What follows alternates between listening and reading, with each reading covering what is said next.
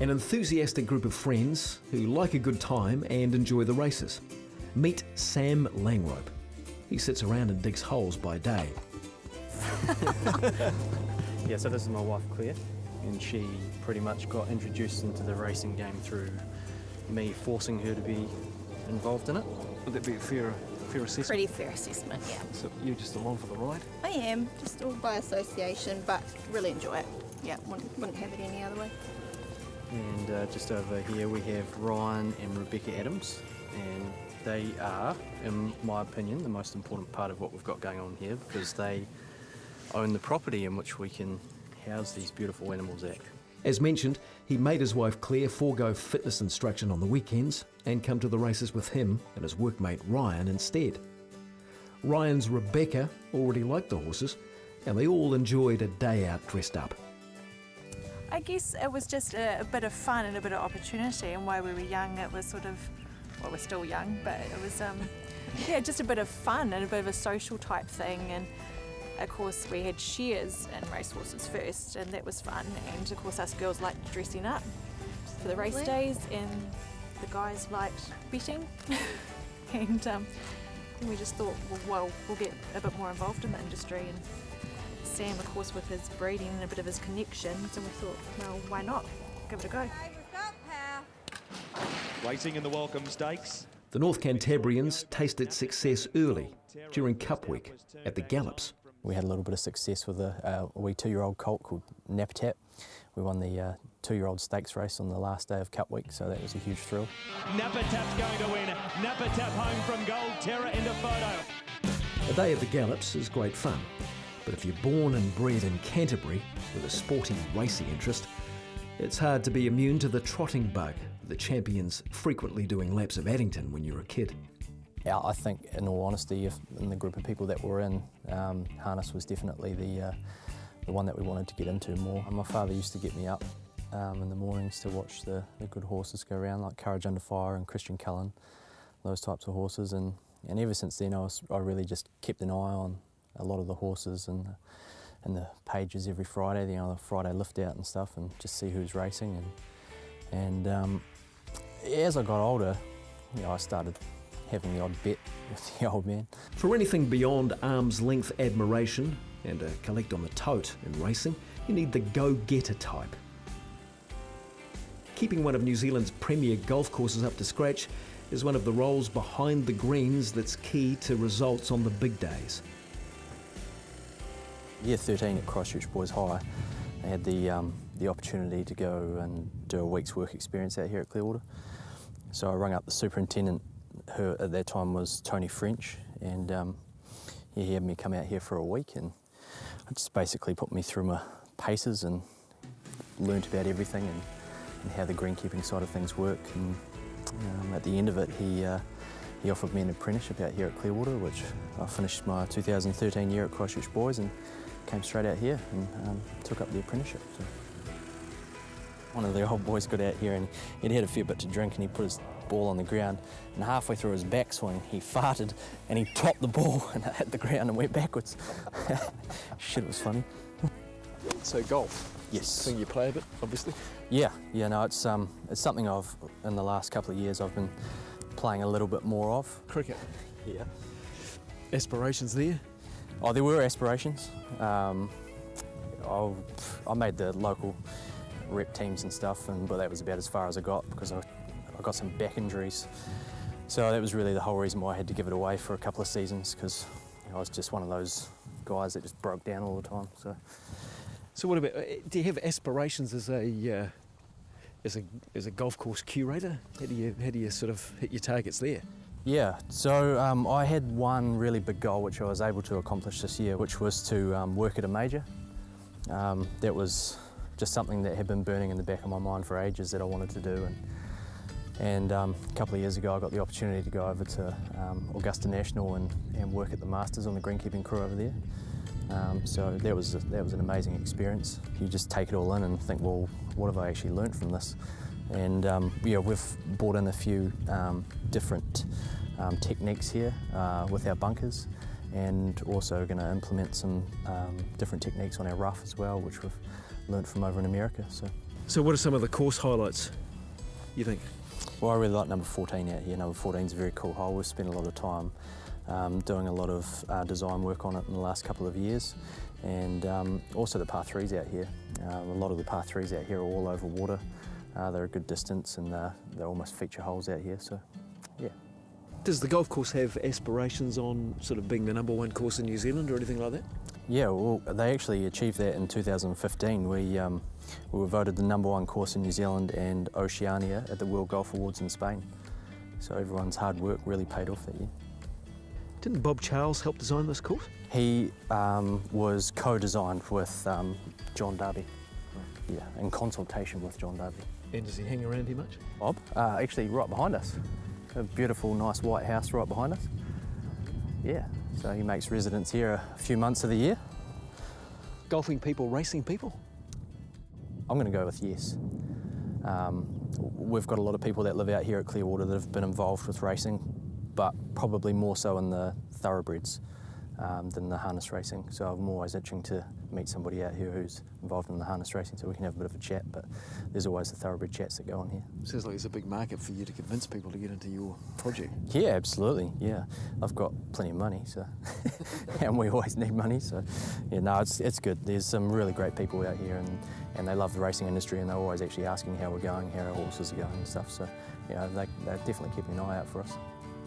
Maybe it was just an idle moment when Sam contemplated driving par 4s and full-length deliveries outside of off-stump might not be as satisfying as steering standard-bred racehorses. I actually gave Gavin Cook a ring and talked to him about doing an amateur driver's course just for some hand-on experience, and he sort of took me through the amateur driver's course, and I started going out to his place for a couple of mornings a week just to get hands-on and familiar with the gear and all that sort of stuff.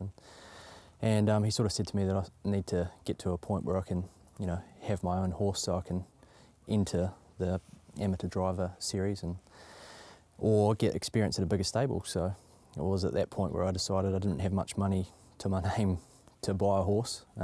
So I decided to give John Dunn a ring and went down to Woodian Beach when they made the move down there, and I started getting hands-on in the morning. So it's quite a jump from punting to actually want to drive them, though. Yeah, I'm not... Is that just your competitive nature or something? Yeah, I don't know. It must be. I'm actually not too sure where it came from. My wife asked me the same thing, and I actually have no idea where it came from. I just randomly sat there one day and thought, I'll give that a crack. And I loved it. It was, I loved being around the horses and some great people in the industry, and yeah, it's good fun. I can see why people get addicted to it.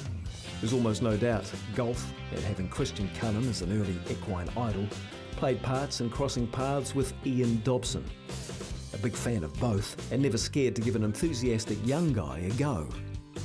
Kusa Darcy had just finished racing with him, and I sort of just had a conversation with John, and I'd mentioned to him a couple of times that I wanted to give breeding a go. I think it's just that boyhood dream everybody who's involved in the industry would have. They'd love to breed a champion one day, and I think it's you only need that one horse to change your life, money-wise especially.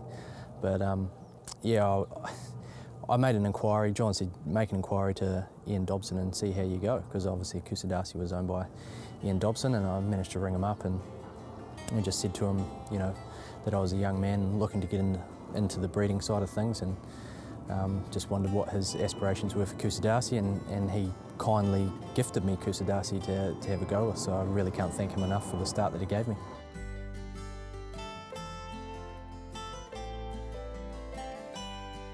Going on the front foot breeding racehorses means you can't just have one broodmare. I was obsessed with the some beach somewhere in Sir Lincoln Cross that was Mach 3 beach tail. So I searched high and low on the HRNZ database for a mare that had a beach tail mare that had a cam fella dam sire, grand dam sire, which was the same as those two. And managed to come across Calypso Beach, who actually ended up being in Christchurch as well. So I rang up the owner, Murray White, and he said to me that he was breeding from the first foal out of Calypso Beach, which was Bel Air, and he said I could lease Calypso Beach and put it in Mach 3. So we've got a really nice colt who's now just turned 2, and his name's Marksman, or Manny is the stable name, and yeah, he's a really nice type. We're really stoked with him. So, and he was bred to race. He was not bred to go through the sales. So why was that? Just the added hope of being able to breed a champion, I guess. A slightly longer drive than the 5th at Clearwater then, to Ryan and Rebecca's farmlet, around the corner from Sam and Claire's, home of Jet and other dogs, Mersey and Darcy and other horses. Out of the betting and bar queues, into Standard Bred breeding for a more holistic harness racing experience and return then. As well as the planner, who does the pedigree analysis and so on, you need land and livestock management. That's Ryan, who with Rebecca Adams have made their place northwest of Christchurch horse-friendly. Pretty happy to roll with all this, mate? Yeah, absolutely. As we say, Samo's the guy who spent a lot of time doing all the perfect crosses for us, and we're just the people who look after them. And we decided once we got a wee filly out of this one with that back leg issue, we thought this is a perfect opportunity for us to start doing all the breaking in and everything, and keep it in-house and keep the cost down on it, and she's our work in progress. What are some of the things that, some of the standards, some of the things you want to put in play in terms of prepping these horses and looking after them? Well, as we've talked about, like the big cost is getting them to the racetrack. So with us having the land and Beck being pretty confident with horses and Sam just up the road, we thought, this is the way to go for us and save that money, put that money towards, as Sam said, some good crosses, and hit the track running. So would you classify yourselves as farmers? Very low scale farmers. We can do all coast and rail. And you're just doing your own horses? You don't take anyone else's on yet? We are looking at taking on some this year. I've been talking with a few people, so they've got a couple of broodmares we're looking at coming out here, but there is some good money in it, which could help us along the way. But And also it's time. We both work full time. Sam and Claire work full time, so feeding out in winter and covers on and covers off, it all takes a bit of time, but it's sort of a passion and what you want to do, and you love doing it, even though when it's snowing. It can't be all business, hay bales, fencing and number crunching. Bex and Claire have the love. Claire for the project and the horses, Bex for the horses and the project, but more so the horsies. Is everyone on the same page here in terms of the whole, idea? Well, we have had a racehorse sold on us, and I didn't agree with one of those selling because she was a beautiful filly, but I come around to it eventually. I suppose it's a really real prospect of where we're at, is that if we're doing this, I can't keep every horse. See, because you're the horse lover, that's the problem. I am the horse lover, that's a problem, I think, yeah. But no, I think, it's coming around to it. I think the last one when it was sort of sold and we were unhappy about it was a bit different because we were more of a syndicated. We didn't really have that much involvement really. So I think when it comes to our own one, I think it will be a unanimous vote. Kusa Darcy put some money in the till last year, producing a colt by American Ideal, now race named Cadesla. He sold for $19,000 at the yearling sales and is on the way to making a racehorse and raising the flag for the Four Friends.